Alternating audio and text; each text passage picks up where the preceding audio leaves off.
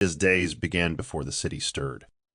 Long before the first danfo horn pierced the air, she was up on her knees, whispering to a god she couldn't see, but whom she trusted more than breath. Her small rented room in Ajagunal was barely larger than a kiosk, with peeling walls and a lopsided fan that whirred like a broken record. But every corner of that space had felt the weight of her prayers. Her Bible, with pages curled at the edges and verses underlined in fading blue ink, sat beside her pillow like a companion. Her mother, a tired widow who sold fried yam by the roadside, never stopped reminding her, "My daughter, this Bible will take you places no passport can reach." And Anita believed her. After all, it was her mother's unshakable faith that had kept them alive after her father's sudden death 10 years earlier. After lectures at the University of Lagos, Anita would take 2 buses and 1 keek to her cleaning job at a salon in Surulere. While her classmates curled lashes and partied, she scrubbed tiles and folded towels, humming hymns under her breath. Her boss often looked at her with mild pity and once asked, "Why do you carry that Bible around like it's your handbag?" Anita had only smiled. It was not for show. It was survival. Her evenings were long, sometimes lonely, but never bitter. She'd sit by the window, tracing verses with her fingers, whispering, "Lord, don't let my efforts be wasted." She wasn't just chasing a degree, she was chasing destiny. And deep inside, she believed that someday someone would see her not for her frayed shoes or soft voice, but for the fire that kept her kneeling. But for now, she walked, always walking, carrying that Bible through streets filled with mocking stares, yet never letting it go. The sun hung lazily over the NYSC orientation camp in Ogun State, casting heat that clung to skin and soaked khaki uniforms in sweat. Anita stood in line with her platoon, eyes lowered, quietly clutching her water bottle and humming a chorus under her breath. She had arrived 2 days earlier, unnoticed, and settled quickly into a quiet rhythm of prayers, drills, and journal writing. On the 4th day of camp, during a community development group meeting, she caught Daniel's eye. He was the kind of corper who never blended in, loud, self-assured, with expensive wristwatches and a laughter that always summoned attention. He noticed Anita not because she said anything impressive, but because she was the only one in the room who didn't laugh when he cracked a joke about people using fasting as a cover for laziness. Instead, she looked up slowly and met his eyes with a stillness that unnerved him. "You don't think I'm funny?" he asked after the meeting, stepping into her path. Anita shook her head politely. "I just don't mock what feeds people's strength."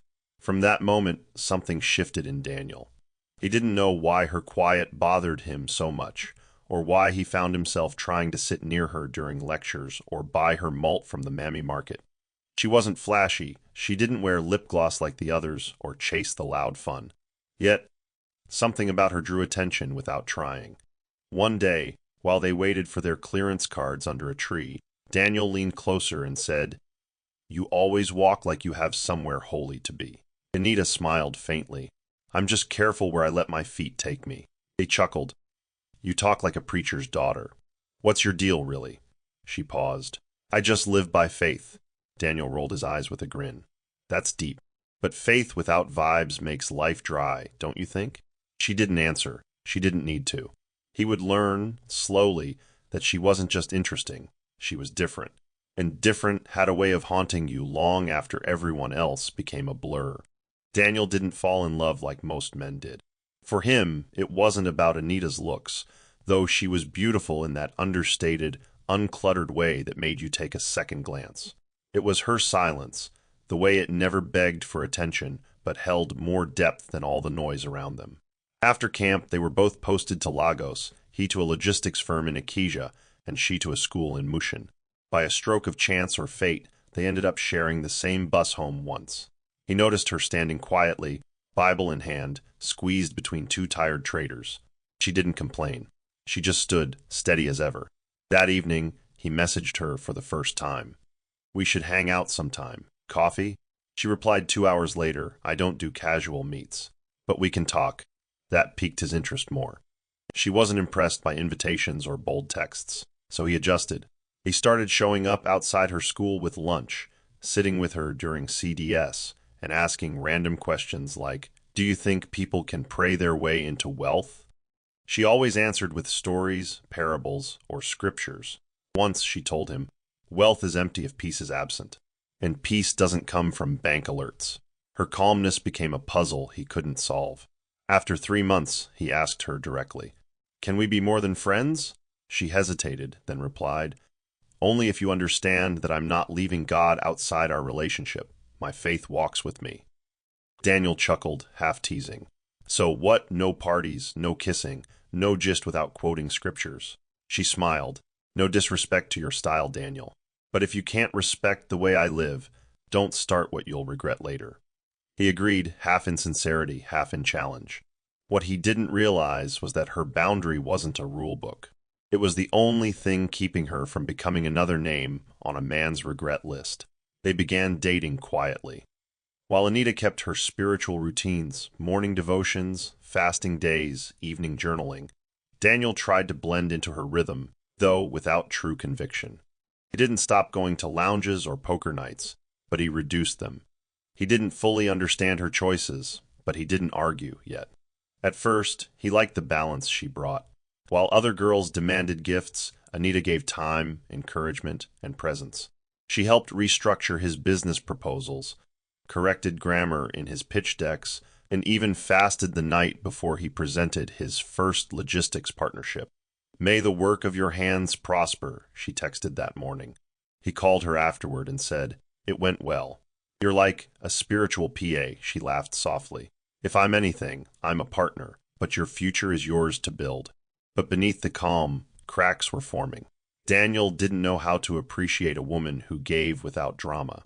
He began missing her calls when he was out with friends. When she reminded him to pray before decisions, he'd sigh. "Not everything needs prayer, Anita. Sometimes just use your brain." Her silence in those moments felt louder than words. She noticed his impatience. He noticed her stillness. The gap between their values began to widen.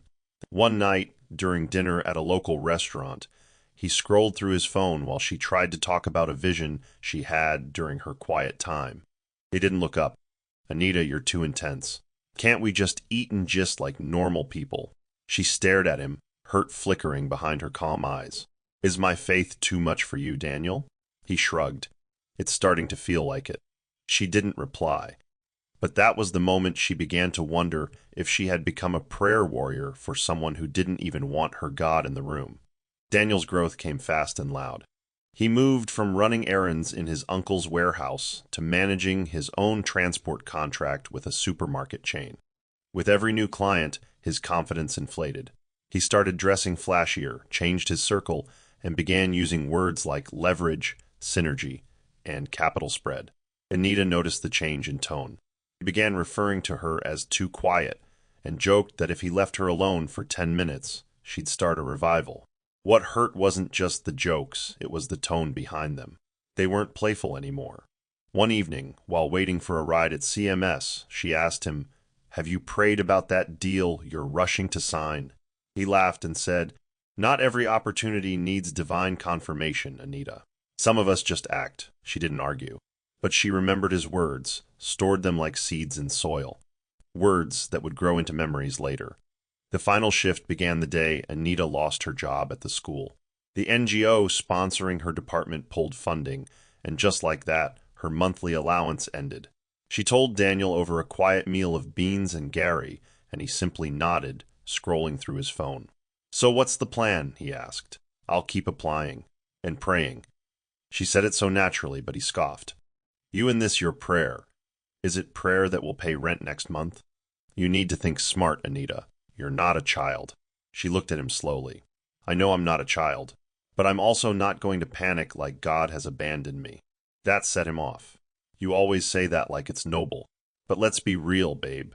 What has faith really done for you?" The question landed with a sting that pulsed behind her eyes. "More than you can ever understand," she whispered. He waved her off and stood. "Well, faith is good, but faith without cash is comedy. Let's stop pretending." It was a Wednesday evening. The clouds had gathered, not just in the sky, but between them too. Daniel had just come back from a failed pitch that ended in embarrassment. His tension was high.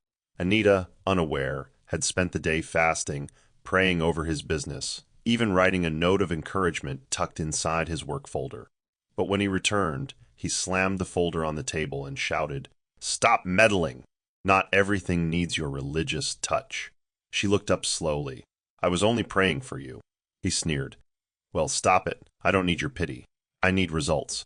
Her silence made him angrier. "What kind of woman are you?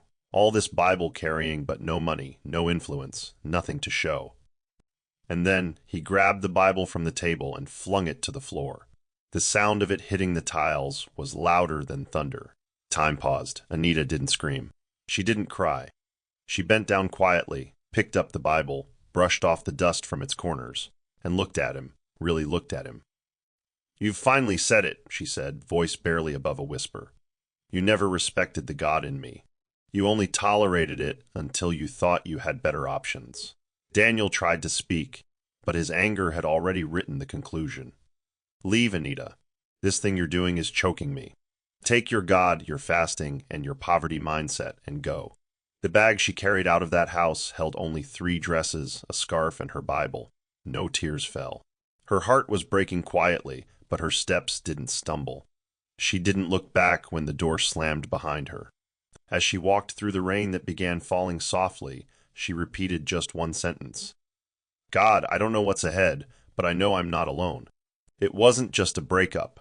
It was an exodus from mockery, from compromise, from everything that dimmed her light. Anita had no place to go, no rent, and only $3,250 in her account. But she didn't panic. She walked to the one place she knew wouldn't turn her away, her church. The women's fellowship coordinator, Mummy Esther, was shocked when she saw her standing by the gate, drenched and clutching her Bible. "Anita, what happened?" she cried, wrapping her arms around her. "I left," was all Anita said. That night she slept in the prayer room of the church. No mattress, just a folded wrapper laid on the tiled floor. But it felt like heaven after what she had endured. As she lay there in the dark, her Bible beside her and the soft hum of distant crickets filling the silence, she whispered, "Thank you, Lord, for giving me strength to walk away." The tears didn't fall out of weakness this time. They fell in worship. She wasn't sure what tomorrow held, but at least she was in a place that didn't mock her for praying. The following morning, she woke before sunrise. The cold had settled into her bones, but she stood, rolled up the wrapper, and went to clean the bathroom as her way of showing gratitude. Mummy Esther noticed and called her aside. "You need rest, not chores," Anita smiled. "This is part of my healing, Ma." That same day, Mummy Esther handed her a small devotional booklet and said, "You're not the only woman who's been laughed at. You'll find yourself in those pages." That night, Anita began a 21-day fast, not for Daniel to return, but for God to reset her life. She wrote down 3 things on a piece of paper: clarity, direction, and peace. Her days were quiet, filled with scriptures, worship, and sweeping church corridors. She still had no money, no home, and no job. But she had her dignity back. And in the silence of that mat, the God she served began to whisper new things into her soul. The invitation came unexpectedly one Saturday afternoon. Anita was sweeping the church compound when Mummy Esther approached her with a folded flyer. "There's a small gathering of women I think you should attend," she said. "It's not a seminar. It's a table for women who've been through fire and still smell like oil." Anita chuckled at the metaphor, but her curiosity stirred. The flyer read, "Faith-filled women, growing in business and belief." The meeting held in a modest hall 2 streets away. Every Thursday by 5 p.m., Anita didn't know what to expect when she walked in. About a dozen women sat in a loose circle, their faces lined with stories. No one wore fancy clothes or makeup. Some were older, some younger. The atmosphere wasn't competitive, it was healing. They talked about failed marriages, lost businesses, rejection, and recovery. But they all had one thing in common. They still believed. Anita sat quietly for the first 2 meetings, simply listening. She didn't feel she had anything worth sharing. The others had run boutiques, salons, and food businesses. All she had was a broken heart, a Bible, and a faint idea about clothing people with dignity. But during the 3rd meeting, something shifted. The facilitator asked, "What would you build if shame didn't silence you?" The room went quiet. Anita felt her throat tighten, then she raised her hand slowly. I don't have a brand yet, but I have a burden, she began, her voice trembling. I've seen working women struggle to afford clothes that make them feel confident.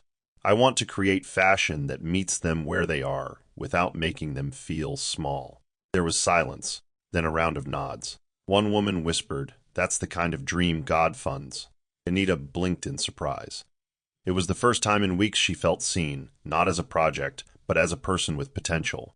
And in that circle of broken but brave women, something in her spirit stirred again. Over the next few days, Anita couldn't stop thinking about what she had shared. She stayed up writing on pieces of scrap paper, mapping ideas.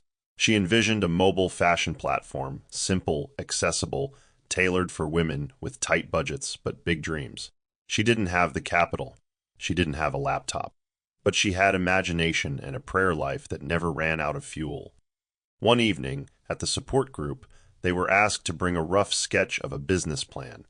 Anita came with a handwritten page, her designs drawn with pencil. When it was her turn to speak, her hands trembled. "I call it dressed in purpose," she said softly. "It's not just about selling clothes. It's about packaging confidence for women like me, who are starting over, but still want to look like they haven't given up."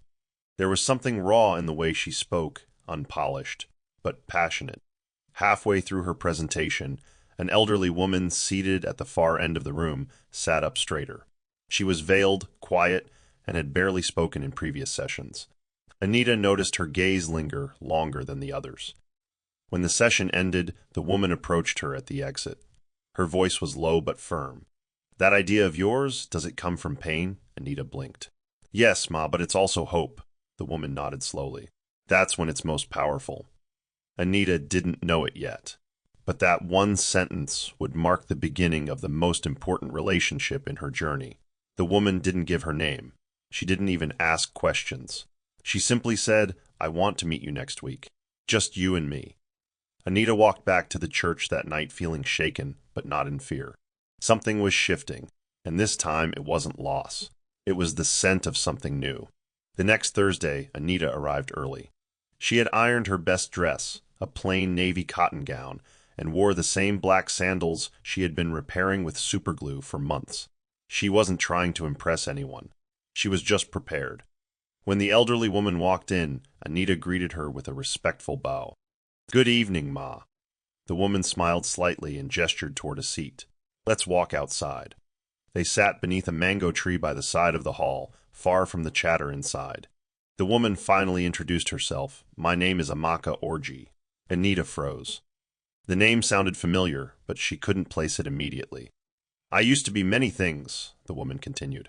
"Now I'm just a grieving widow who sees something I thought I'd lost. In you." Anita's lips parted, but no words came. "You remind me of my daughter," Amaka added. "She died 5 years ago. She had your spirit, your grit." They talked for over an hour. Amaka asked about Anita's dreams, her faith, her failures. She listened, not like someone who was curious, but like someone who cared. When Anita mentioned the Bible Daniel had thrown, Amaka's eyes glistened. "Never stop carrying it," she whispered. "That's not just a book, it's a womb. You're carrying a future inside you." At the end of the conversation, she reached into her purse and handed Anita an envelope. "It's not much," she said, "but it's a beginning. Use it for your idea." Anita opened it later that night and found 150,000.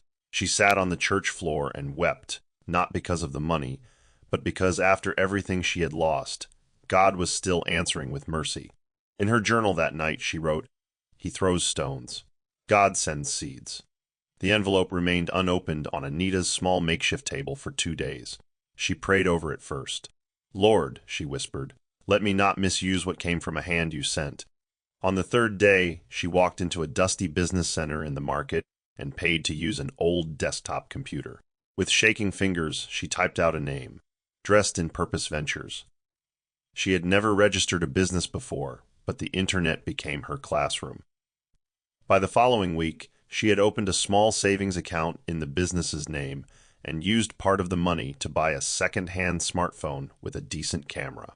The remaining funds were carefully budgeted, 50,000 for materials, 20,000 for a tailor's deposit, and the rest for transportation and logistics.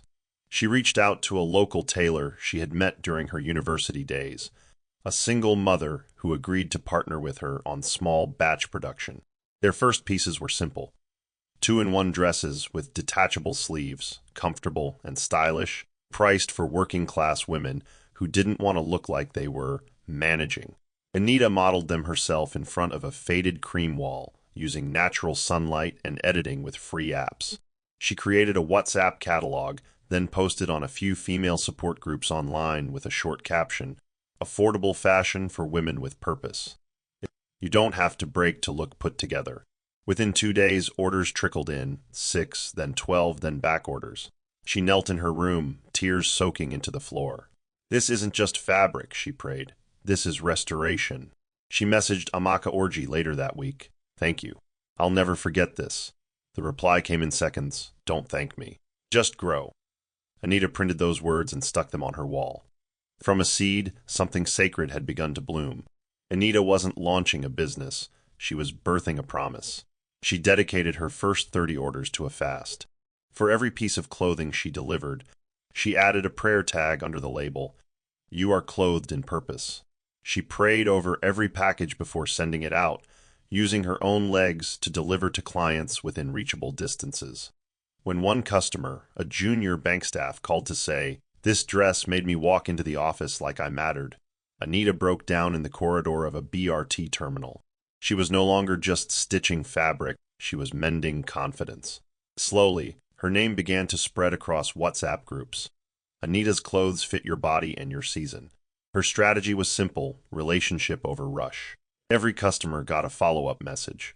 Every satisfied client was turned into an unofficial ambassador. Within 2 months, she saved enough to move out of the church hall and into a shared apartment with 2 women she met from the business group. Still, she never missed a single Thursday meeting. When asked how she was scaling so quickly, she only smiled. "It's grace, but grace needs hands." Amaka Orji visited her quietly one evening, bringing dinner and a new sewing kit. "How do you feel now?" she asked gently. Anita responded, "Like I'm watching my broken pieces form a window." Amaka nodded, studying her. "This is just the ground floor, Anita. Don't get comfortable. God's not done."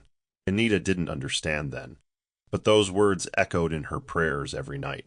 Something higher was watching her rise, and it wasn't just Amaka's eyes. It was at one of the Thursday meetings that Anita noticed a subtle change in Amaka. She laughed more, she shared more. She even arrived earlier than usual and began initiating conversations. One day, after Anita presented her new collection sketches, Amaka pulled her aside. "These clothes, they're more than beautiful," she said. "They remind me of what I used to dream about before politics took over." That conversation led to longer ones. Amaka started inviting Anita over for tea on Sundays, where they spoke about grief, healing, and dreams that were postponed, but not dead. Anita began to see beyond the veils and designer scarves.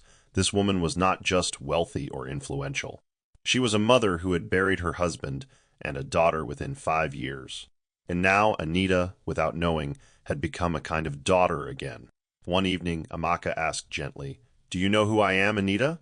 The younger woman hesitated, then said, "I know your name, Ma, but not much else." Amaka smiled faintly. "My son is Governor Chijioke Orji."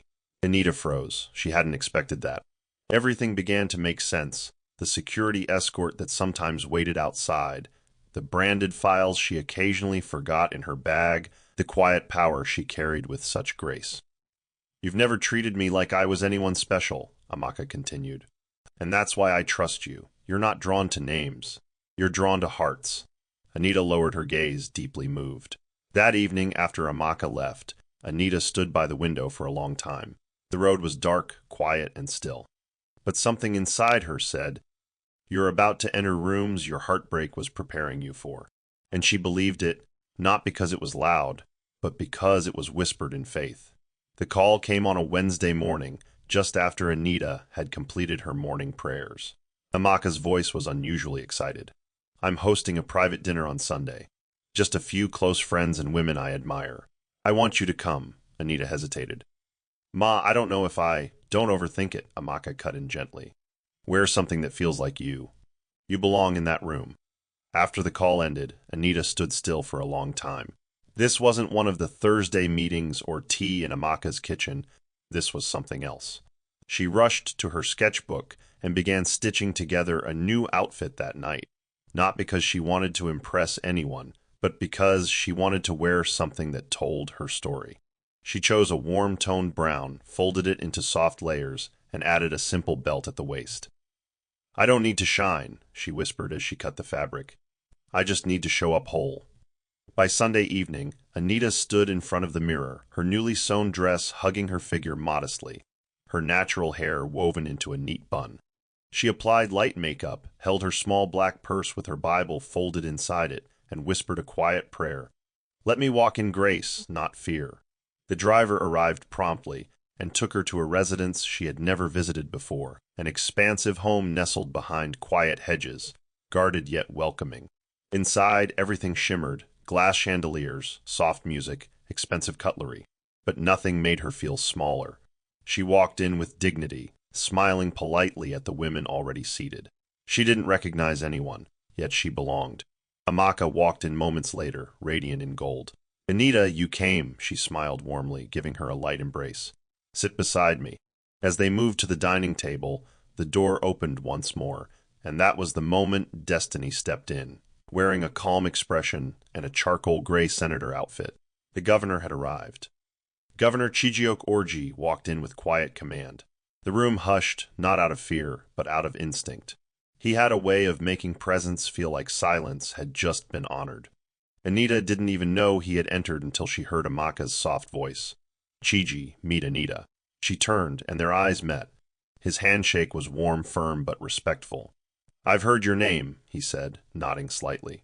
"My mother speaks highly of you." Anita smiled, trying not to let her nerves show. "She's been a blessing to me, sir." "Just Chijioke," he replied. "No formalities here." As dinner progressed, he found himself glancing in her direction often, not in lust, not in judgment, but in curiosity. She didn't speak loudly or try to impress anyone.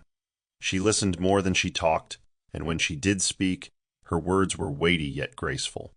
When she mentioned her fashion startup and its purpose, he leaned in. "So you dress women not just for beauty, but for confidence?" She nodded. "Exactly. Clothing should affirm, not disguise." He smiled. "That's a rare way to see fashion." The evening ended with soft music playing and laughter humming through the room. As Anita stepped out into the cool night air, Chijioke followed. "Would you mind if we talked again sometime?" Not as governor, just as two people trying to build. She was taken aback. I'd be honored," she said cautiously. "But I don't do fast things, sir," he grinned. "Good. Neither do I."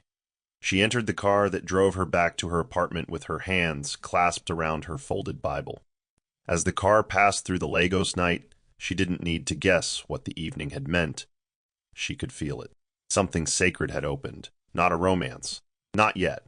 But a connection built not on status, but stillness. The kind that only made sense to people who had learned how to lose everything and still speak softly. The days that followed passed quietly, but not without echoes. Anita returned to her normal rhythm, fitting dresses, attending meetings, handling customers. But Chijioke didn't vanish. A few days after the dinner, she received a message through Amaka.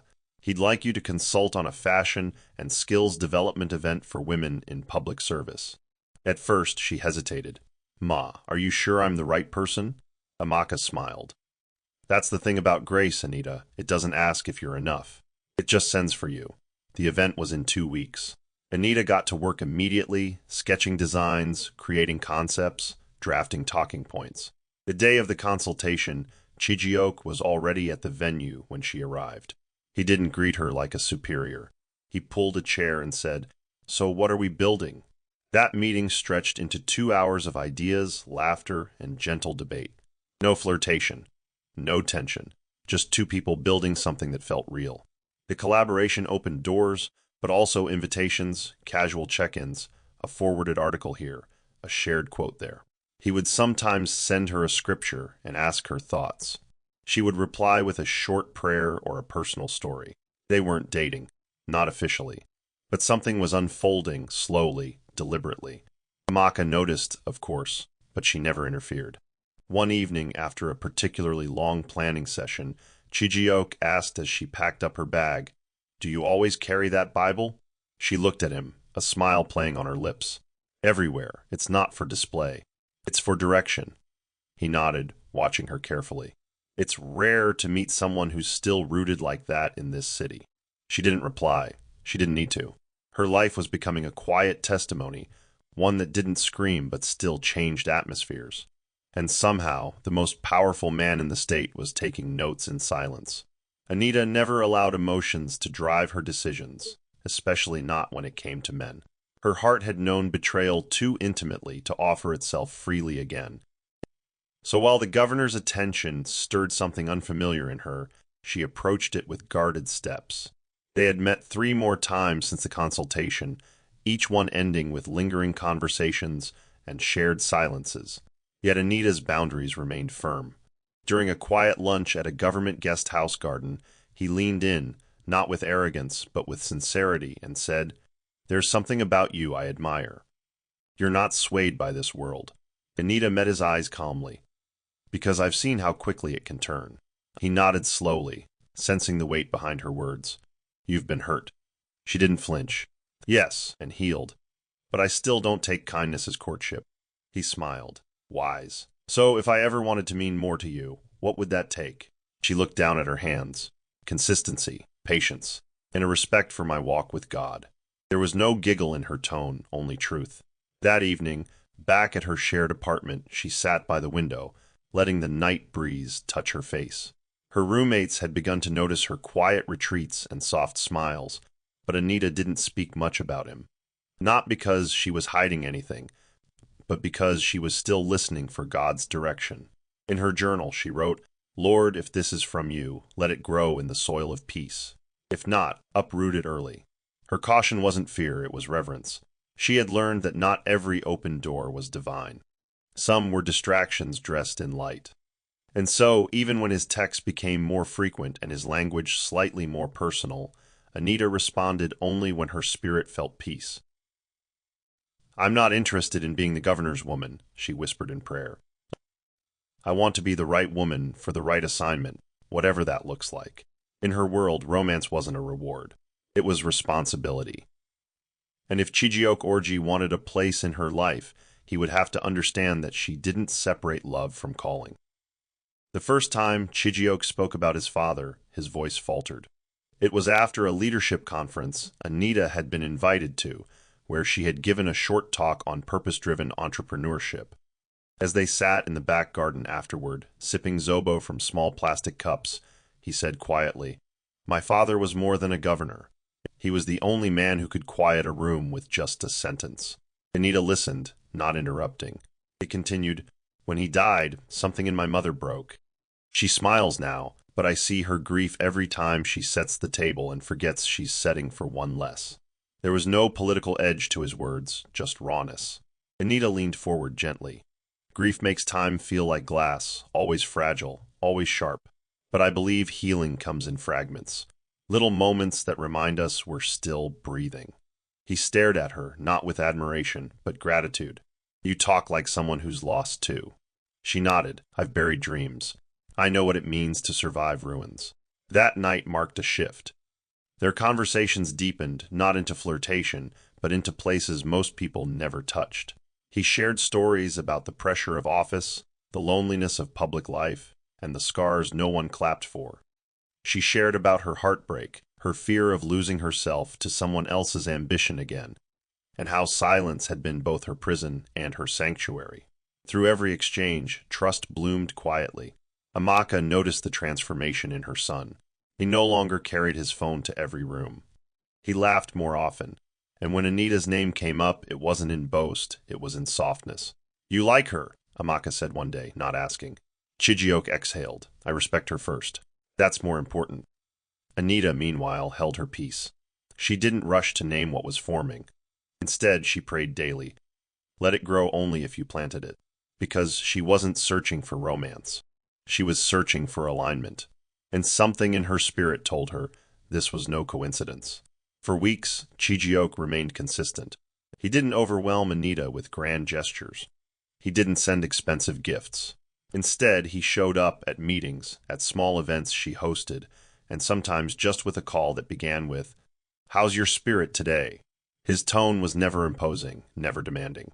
He gave her space, but he made his interest clear. One morning, after she finished a virtual presentation for young women in business, her phone buzzed. It was a voice note from him. "You're doing holy work, Anita. Don't ever doubt how impactful your presence is." Her fingers trembled as she replayed it. There was no flirtation, only affirmation. Still, she needed clarity. So she asked him directly one evening on a walk through a quiet government estate, "What exactly are we doing?" He paused, then turned to face her. "I'm pursuing you, but I'm not rushing you. I want this to be mutual. I've been surrounded by titles and power all my life. But when I'm with you, I feel grounded." His honesty was disarming. Anita stared at him, her arms folded gently. "I've been broken before," she said. "Not by fists, but by careless words. I don't know if I can afford to misplace myself again."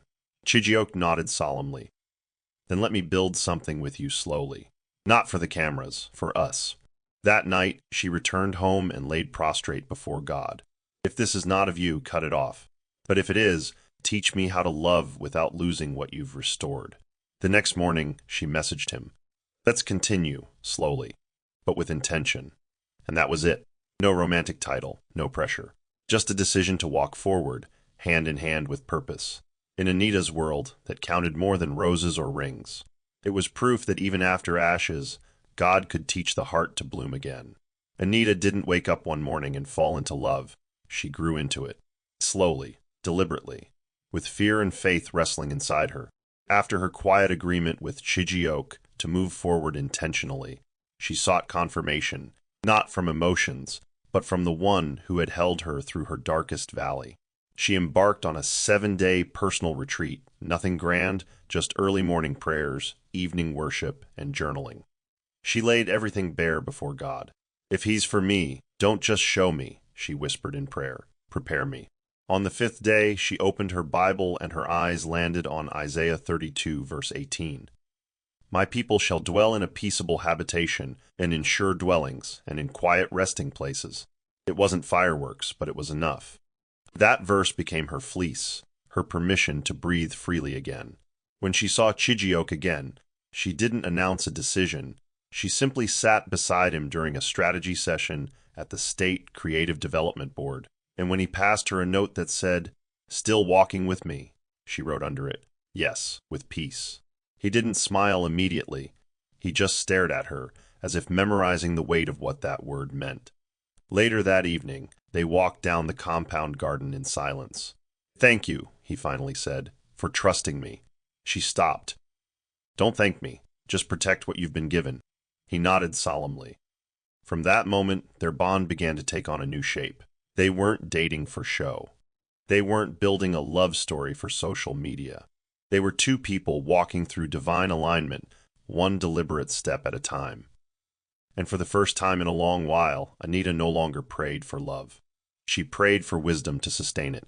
The peace Anita had guarded so carefully was soon tested when the world outside caught wind of what had been hidden in plain sight. It began with whispers. Someone spotted her alighting from a black SUV at the back entrance of a civic center, where Chijioke had been giving a speech. Then came the blog post. "Who is the mystery woman beside Governor Orgy?" The attached image was grainy, her face turned partially away, but still recognizable to those who knew her. Within hours, her phone buzzed with notifications, former classmates, old colleagues, even distant relatives who hadn't spoken to her in years. "Is it true? Are you really the one with him? This your Bible has worked, oh." Anita didn't respond to any of them. She simply turned off her phone, sat by her window, and opened her journal. But silence didn't shield her. The speculation spiraled. Some said she used jazz. Others accused her of hiding behind religion to bag power. Yet others resurrected old photos from her NYSC days, trying to piece together a past that never truly belonged to them. At one of the Thursday women's meetings, a younger woman approached her after the session. "Sis Anita, I saw the news.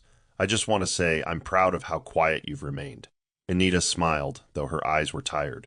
"Sometimes peace is louder than explanations," she said. Later that evening, Chijioke called. "I'm sorry," he said softly. "I wanted to protect us from this for a little longer." Anita's voice was calm. "This was never going to be hidden forever. We just have to carry it with grace." The world was watching now, but Anita wasn't the same woman who walked away with nothing but a Bible. She had built something stronger than public opinion. Identity. And no headline could take that away. Daniel scrolled through his phone aimlessly, lying on a mattress that sagged in the middle, the room dim and quiet except for the hum of an old ceiling fan. Life hadn't gone as planned. After a few bad investments and 2 clients backing out, his logistics hustle had dried up like Harmattan water. Debt collectors had called last week. He hadn't told his family yet.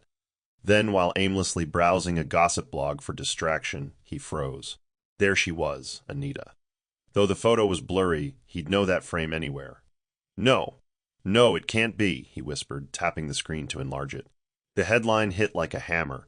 "Governor Orgy spotted with mystery woman. Sources say it's serious." His heart thudded, his hands shook. He had to be sure. He searched her full name on Instagram. And there she was, glowing, graceful, in a soft silk dress, standing beside Amaka Orgy at a community event. The caption read, "Purpose doesn't shout. It walks in honor." He couldn't breathe. The same woman he mocked for her midnight prayers, the one he accused of being useless with her Bible and dreams, was now dining with the most powerful people in the state. Worse still, she looked radiant, untouched by bitterness, as if everything he did had only watered her growth. "No, this isn't real," he muttered, pacing the room. He tried calling her old number. It was switched off. He sent a DM on Instagram. "Anita, please. Can we talk?" No reply. For the first time in a long while, Daniel felt something he never imagined he would feel about her. Regret. Real, choking regret. And it wasn't just because she had risen. It was because she had risen without needing to step on him to do it. She had walked away with nothing. And somehow, she now had everything his pride could never build. Daniel sat on the edge of his bed that night, eyes fixated on his phone like it held the key to reversing time. He checked his DM, still no reply. He typed again, "Anita, it's Daniel. I know I messed up. Please, I just want to talk." He hit send and waited. 10 minutes. Nothing. He opened Gmail and composed a long message, pouring out apologies, excuses, explanations masked as regrets. He reminded her of the times they laughed in camp, the nights she prayed for his business, the meals they shared when she had nothing. He ended it with, "I was blind, Anita. I know I can't undo the past, but please, just give me 5 minutes to say what I should have said years ago." He hit send, then waited again. Still nothing. Days turned into weeks. Each time he refreshed his inbox or opened Instagram, there was silence. But it was loud. Anita's silence screamed boundaries. She wasn't angry, she was healed. And that terrified him more than any insult would have. One afternoon, he reached out to a mutual friend, Eve, who used to see Anita at fellowship meetings. "Bro, do you have her new number?" Eve laughed on the phone. "Daniel, I beg let her be. She's not where you left her." "I just want to apologize," Daniel said, voice tightening. Eve sighed. "You don't owe her an apology anymore. You owe yourself change." She's not looking back. Daniel ended the call and stared at the cracked ceiling above. The woman he once dismissed was now unreachable, not because she blocked him, but because she had outgrown every version of him he thought she'd return to. And that truth hurt more than the loss itself. Daniel's fingers gripped the steering wheel of the Uber he now drove part-time. Life had stripped him of pride and luxury. The once promising logistics entrepreneur was now reduced to chasing surge prices and hoping for generous riders. That day, he picked up a trip from Victoria Island to Ikoyi. The name on the app said Protocol Office, but he didn't think much of it until a black SUV pulled up beside him at the stoplight near Falomo Bridge. He glanced casually and froze. There she was, in the back seat of a tinted government vehicle, window half down, wearing a navy blue blouse and pearl earrings. She was flipping through a file, her posture straight, a quiet power resting on her. 2 escorts on bikes rode ahead.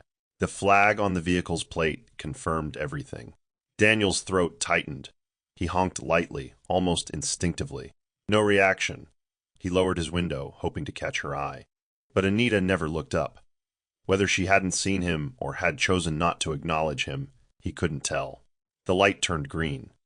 Her convoy moved forward in sync, like a flowing current, leaving him behind in traffic. The car behind him honked impatiently, pulling him back to the present. As he drove off, his heart ached, not because she was now in power, but because she had reached it with elegance, not noise. Anita had never needed revenge. She had simply walked forward, and the world had cleared the road before her. And he, once confident she'd crawl back, was now the one watching from rearview mirrors. Daniel couldn't sleep that night. The sight of Anita, so poised, so elevated, played on repeat in his mind like a haunting melody. He scrolled endlessly through her recent posts. None revealed her private life, but the glow on her face told a story he wasn't part of. In desperation, he reached out to her roommate from NYSC, Kemi. "I just need 5 minutes," he begged. Kemi replied hours later with a single voice note. "Daniel, let her rest. You weren't just a chapter. Your hands almost tore the whole book." Some people don't need to be forgiven publicly. They need to be forgotten peacefully. Her words hit like a whip. He wanted to argue, to explain. But what was left to say when even the people who once rooted for you no longer believed your apology came from growth? Across town, Anita was folding dresses at her workshop when her assistant burst in, grinning. "Ma, guess what? You're trending again, but this time for your designs. 3 commissioners wore your pieces to the Women in Governance dinner last night." Anita smiled, thanked her, then quietly excused herself to the back room. Alone, she opened her Bible to Psalm 23, not out of routine, but out of reverence. "You prepare a table before me," she read aloud, "in the presence of those who never believed I'd eat." She didn't know about Daniel's breakdown. She didn't need to. Her life had become its own vindication, not in arrogance, but in alignment. The Anita who once begged for someone to stay was now too focused on purpose to revisit old seasons. And that was the kind of closure no message could interrupt. It was a breezy Friday afternoon when the whispers became official. The state press secretary released a brief statement confirming what many had speculated for months. Governor Chijioke Orji is now engaged to entrepreneur and founder of Dressed in Purpose, Miss Anita A's. That was it. No fanfare, no interviews. Just a quiet declaration that shook social media and left tabloids scrambling for photos and backstories. The blogs exploded. Who is this woman who captured the governor's heart? From tailoring to the government house? But Anita didn't react to any of it. She sat in her living room, barefoot, holding a cup of tea, and stared at the announcement on her phone. Her chest rose and fell in steady rhythm. There were no tears, no racing thoughts, just peace. "So this is what answered prayers look like," she whispered. Later that evening, she joined Chijioke for dinner at Amaka's residence. It was a quiet gathering of close friends, most of whom had walked with them through the months of gradual connection. Amaka raised a toast to patience. "And to purpose that finds purpose," she said, lifting her glass. Anita met Chijioke's gaze across the table. He reached for her hand and said softly, "You've changed how I understand leadership. You lead without noise, and yet the whole state is listening." She smiled, her fingers locking with his. "And you've taught me that power doesn't have to corrupt, it can protect." As the night deepened, laughter filled the air, but Anita remained composed. This wasn't a victory parade, it was the fulfillment of a journey paved with prayers, scars, and unwavering resolve. She didn't need the applause. She had already heard the only "well done" that mattered in the quiet echo of divine confirmation. The event hall was buzzing. A women's leadership conference had brought together CEOs, public servants, creatives, and the newly engaged Anita, now a featured keynote speaker. As cameras flashed and whispers trailed her entrance, Daniel stood at the back, dressed plainly, almost unrecognizable. He had used a borrowed tag from an old friend to get in. He watched from the shadows, eyes glued to the woman standing on stage, confident, graceful, draped in a floor-length emerald dress from her own line. She spoke about resilience, identity, and rebuilding from nothing. Her voice was steady, her posture regal. No bitterness, no arrogance, just truth layered in gentleness. Daniel's throat tightened. Every sentence she spoke felt like a mirror held to his failure. As applause erupted, he slipped out of the back, waiting by the corridor near the restrooms. When Anita finally emerged, flanked by aides, he stepped forward. Anita. She paused, brows narrowing slightly as recognition dawned. Daniel. His voice cracked. I've been trying to reach you. She nodded once. I know. The space around them grew heavy. Please, he whispered. I just need a few minutes. Her eyes searched his, not in anger, but in memory. Then, calmly, she turned to her aide. Give us a moment. When the others stepped away, Daniel exhaled shakily. I'm sorry, he said, for everything. I didn't see you then. I mocked what I didn't understand. Anita didn't move. You didn't just mock me, Daniel. You trampled what I carried. His eyes filled. I know, and I live with it every day. She didn't gloat. She didn't scold. She simply waited, letting his words settle in the silence. Daniel's voice cracked again. I'm not asking for another chance. I know I don't deserve it. I needed to look you in the eye and say I was wrong. Anita exhaled slowly. You don't know how long I waited for you to value who I was becoming. But you were too busy reshaping me into something I was never called to be. He swallowed hard. I see it now. I wish I had seen it then. She nodded, not unkindly. But if you had seen it then, I may never have grown the way I did. He looked down, tears forming. I was broken too, Anita. I didn't know how to love something pure. She didn't flinch. And now you do. I'm learning. Too late, but I'm learning. Her voice softened, but stayed firm. I pray you keep growing.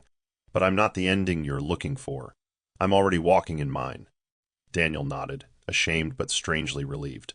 Thank you for not spitting bitterness. Anita gave a sad smile. Healing doesn't shout. It simply walks on. He stepped aside as she moved past, her heels echoing softly down the corridor. That moment didn't belong to pain. It belonged to closure. Her past had faced her present and bowed. No spotlight needed, no grand gesture. Just two people, finally seeing what they could have been and what they would never be again. Anita joined her aide, adjusted her blouse, and walked out into the light of her new reality. And behind her, Daniel stood still, not in hate, not in longing, but in the deep, silent weight of knowing he had watched a crown pass him by. Anita stood on the hotel balcony that night, looking out over the city skyline. Her speech had made headlines, but her heart was quiet. She had spoken not just from experience, but from healing. Yet it was the hallway encounter with Daniel that lingered in her mind. Not in pain, but in finality. That chapter had been closed long ago, yet tonight it received a full stop. Chijioke joined her, wrapping his arm gently around her waist. You were powerful today, he said softly. You didn't speak like someone who came from loss. You spoke like someone who turned it into language. Anita leaned into him, her voice calm. He was there. Chijioke's hand paused. Daniel, she nodded. He apologized. Said the words I used to cry over. Chijioke didn't press for details. How do you feel? She paused, then replied. Light. Like I've been carrying a door I never realized was already closed. The next day, during a press interview at a cultural exhibition where she was invited as a guest of honor, a journalist asked a seemingly innocent question. If you could say one thing to the people who underestimated your journey, what would it be? Anita smiled gently, her voice unwavering. They were part of my story, but they're no longer part of my journey. Her words traveled far, quoted and reposted, but they weren't aimed at anyone. They were simply truth. That evening, she sent one last message to Daniel, not as an invitation, not as a reconciliation, but as a release. You were once important to a version of me, but I've grown beyond that version now. I wish you healing, Daniel. I really do. She pressed send, then deleted the thread entirely. It was never about revenge. It was about redemption for herself. And now, with that final act of peace, she could walk fully into the life her prayers had built. The morning of the traditional engagement was still and golden, the air scented with calm joy and soft music playing in the background. Anita stood before the mirror in a coral lace outfit, her gel wrapped like a crown. Her eyes were not wide with nerves, but steady with peace. Her makeup artist, a young woman who had once bought a dress from her, adjusted her necklace and smiled. You don't even look surprised, she said. Anita chuckled. When you've seen enough ashes, you learn how to expect beauty. She reached into her handbag, not for her lip gloss, but for the same Bible Daniel once threw to the floor. Its cover was worn now, its pages dog-eared and full of notes. She ran her hand over it and whispered, You've been my map. As the convoy arrived to take her to the venue, Chijioke stood by the car, smiling, dressed in a rich burgundy agbada. Amaka, standing beside him, wiped a tear with grace. When Anita stepped out, all eyes turned. But she wasn't moved by the attention. Her spirit was anchored. As she approached the car, Chijioke whispered, "Still walking with me?" She nodded, her fingers holding the Bible close, always with peace. As the door closed behind her, Anita looked out the window, not at the past, but at the future God had written while she wept alone on cold floors. And in her lap, resting gently beneath her palm, the Bible remained unshaken, unchanged. Not a symbol of pain anymore, but a monument of promise. She hadn't just survived, she had been transformed. And every step forward would now be taken not with vengeance or noise, but with faith still in hand. The end. Here's the Bible verse for the story. Psalm 126 verses 5 and 6. They that sow in tears shall reap in joy. He that goeth forth and weepeth, bearing precious seed, shall doubtless come again with rejoicing, bringing his sheaves with him. This verse captures Anita's journey. She walked away in tears, carrying nothing but her Bible and faith. But through obedience, endurance, and purpose, she returned full, dressed in grace, crowned with honor, and walking beside destiny. Moral of the story: never underestimate the strength of a quiet woman with faith. She may not raise her voice, wear flashy clothes, or chase validation, but her prayers are doing the groundwork. Her principles are laying the foundation, and her endurance is building something greater than revenge: legacy. Those who laugh at faith today may one day watch it become the gate they cannot enter. That's the end of the story. What did you learn from this story? Drop your thoughts in the comment section. Leave a like, and don't forget to subscribe and turn on post notification so that you'll be notified whenever we drop our next videos. Also, share this video to someone who might be interested. Thank you so much for watching.